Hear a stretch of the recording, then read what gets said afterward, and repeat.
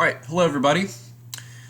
Today we are going to go ahead and get into the free response question over the macroeconomic equilibrium, aggregate demand, aggregate supply, and then we are going to talk about money markets for a little bit.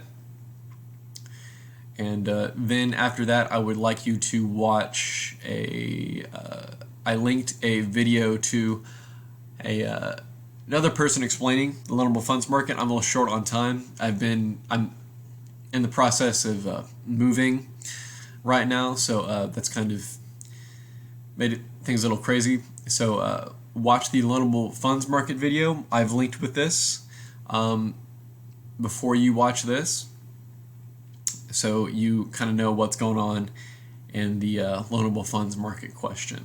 All right, so we're going to go ahead and move on to the first part here. So today we're going to solve the macroeconomic equilibrium question, intro, and discuss money markets, and discuss and solve the loanable funds market question. So let's go ahead and start. So macroeconomic equilibrium. So the question was about, so the economy of Moneyland has an actual unemployment rate that is less than the natural unemployment rate. All right, so A wants you to draw a correctly labeled graph of the long-run aggregate supply, short-run aggregate supply, and the aggregate demand curves, and show each of the following. So 1, 2, 3 right there. So it should look like this right here. So of course the long-run aggregate supply, because the unemployment rate is less than the natural unemployment rate. So the natural unemployment rate would be right here at equilibrium. But it's less than the natural unemployment rate, so it's going to be below equilibrium right here. So long run aggregate supply, YF, is going to be to the left. And of course you should have labeled price level, real GDP, aggregate demand going down, and short run aggregate supply going up. So that's, if you did that, everything's right there. You would have gotten full points for A. All right, so B, suppose that investment spending on plant and equipment increases. On your graph in part A, show the effect of the increase in investment spending on the equilibrium price level and real output in the short run. So this would be fiscal policy. So this fiscal policy would increase, it would be a rightward shift to the right for aggregate demand, and it would be an increase in real output and price level. So it should look like this right here.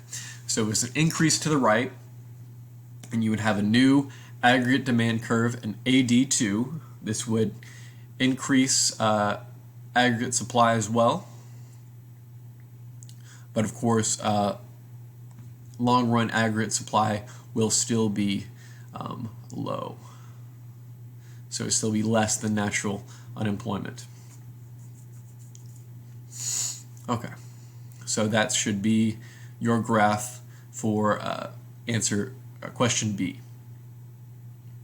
Okay, moving on. So C, identify one fiscal policy action the government of Moneyland can use to restore full employment.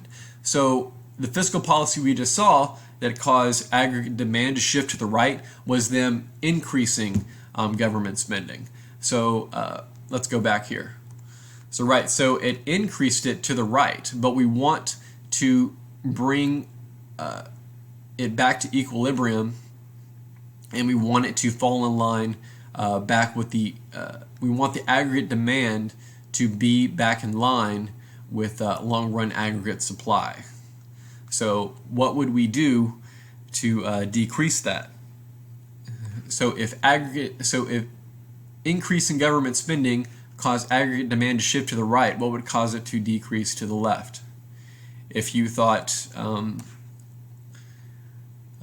decrease in government spending or an increase in taxes, you would be correct. So if an increase in government spending caused it to move to the right, a decrease would cause it to shift to the left and put it back to full employment. So we would want it to be back in line with the vertical long-run aggregate supply line.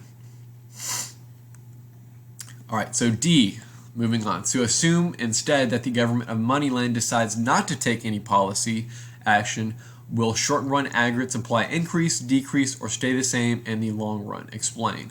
So the answer would be, the response states that short-run aggregate supply will decrease because of an increase in input prices or an increase in nominal wages. So how would that look? So short-run aggregate supply increase, decrease, or stay the same. The dog's having a dream and barking in her sleep. Okay, so going back, so if we did nothing, the short-run aggregate supply will decrease. So short-run aggregate supply will decrease, moving this way along the curve, and it will be because of an increase in input prices or an increase in nominal wages.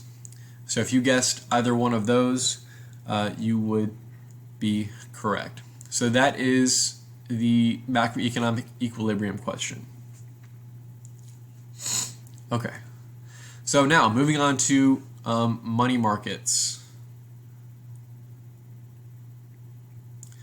Oh, sorry there, it cut off part of the question. All right, so money markets. So money markets is the supply of money in the market. So it can be represented as M1. There's also M2, but we're just going to be looking at M1 today.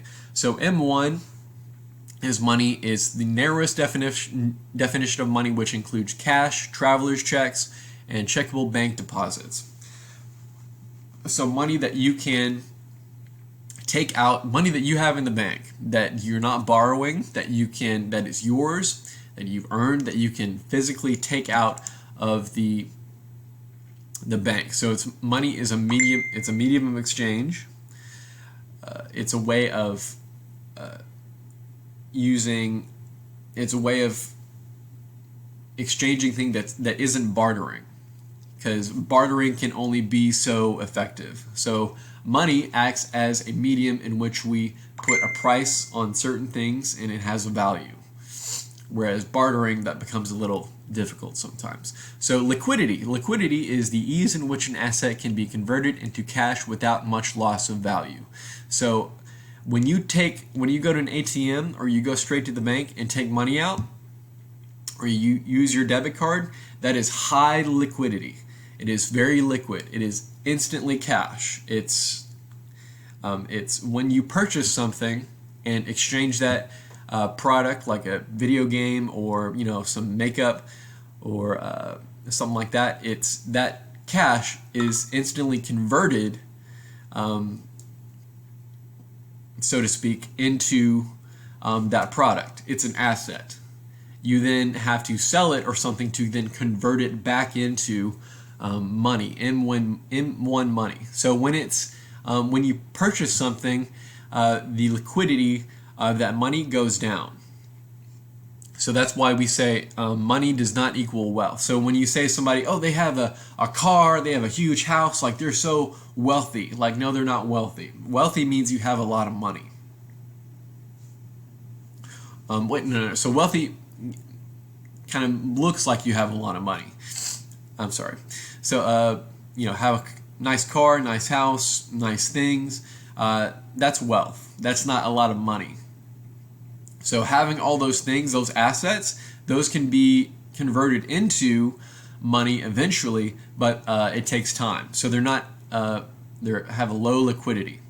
So M1, so as it says down here, sorry, I blocked it for some reason. So M1 money, so money you have in the bank, is very high in liquidity because it's already cash. So M1 money is highly liquid, and it's the best kind of money to have, actually. All right, and so this is the graph for the money market. So you see the demand, so the money demanded slopes down. Demand to the dirt, so money demanded is down, and then we have money supply goes up and down, and then on the it's blocking it, sorry. All right, so we have the quantity of money down here, quantity of money, and then we have the nominal interest rate on the left side right here. So let's explain what these are. So money demanded, it is downward sloping, and the two reason people demand money is transaction demand. People demand money to go buy stuff. Having money is good for being able to purchase things. You can't purchase things with, you can't take, a bag of rice or something and trade it for, an item at Kroger or Walmart. You need to have money to transact with it. So that's a reason people demand money. And the other reason is asset demand. So you prefer to have a liquid asset other than stocks. So liquid money, so actual cash, is an asset. It is a very liquid asset. It is more liquid than stocks or bonds or having an actual item. So yeah, those are two reasons people demand money. All right, so market money demand. So if we slide up the demand line, the interest rate is very high right here. So as you see, so if we move up, the interest rate is very high, and the opportunity cost for having money is very high, and the quantity demanded will be very low. So if you move up, the nominal interest rate is going to be very high, but the quantity demanded of money is going to be very low. So as you see right there, so very high and very low demand. Very high interest rate, very low demand. So however, if the interest rate goes down, so if we lower the interest rate, the increase, it will increase the demand for money demanded, so money to have. So if there's a high interest rate, it's very bad to hold on to money. If there's a low interest rate, it's much better to hold on to money and have a lot of it, so there will be a very high demand. All right, so money market shifter. So like a demand for other things, there are determinants. So the price level. So if the price level increases or decreases, it will cause a left or right shift of the demand curve. Income. Income is a determinant. So if their income increases or decreases for an individual, it will cause a left or right shift in the demand for money, or a change in technology. So for instance, like credit cards or ATMs in the past several decades has caused demand for money to shift to the right. It's been easier to acquire money physically because of these changes in technology. Okay, so and then money supply. So money supplied is a straight up and down, is a vertical straight up and down line on the graph. And this is the money supply is controlled by the Federal Reserve. And it is seen as MS. And the Fed can use one of two policies to regulate the market. They are expansionary and monetary, I meant to say contractionary policy, right here. Sorry, so this should say contractionary policy right here. Expansionary and contractionary policy, not monetary. All right, so expansionary policy is means they want to increase aggregate demand for money. So to do this, the Fed increases the money supply. So they'll increase it to the right. And this decreases the interest rate, and it increases investment spending, which increases aggregate demand. So this is known as expansionary policy. Or they will try contractionary policy. This is meant to fight inflation and decrease aggregate demand. So by doing this, the Fed decreases the money supply, this increases interest rates, and decreases investment spending, which decreases aggregate demand. So to increase aggregate demand, they will have a expansionary policy. To decrease aggregate demand, they will have a contractionary policy. And that is the basics of the money market graph. And that is how it looks, just like that. Okay, so I'm hitting the 15-minute mark. I'm limited to 15-minute videos for this program because I'm using the free version, being kind of a cheapskate. So I'm going to end this one and move on to another video. So it's going to be part 2. I'm going to explain the loanable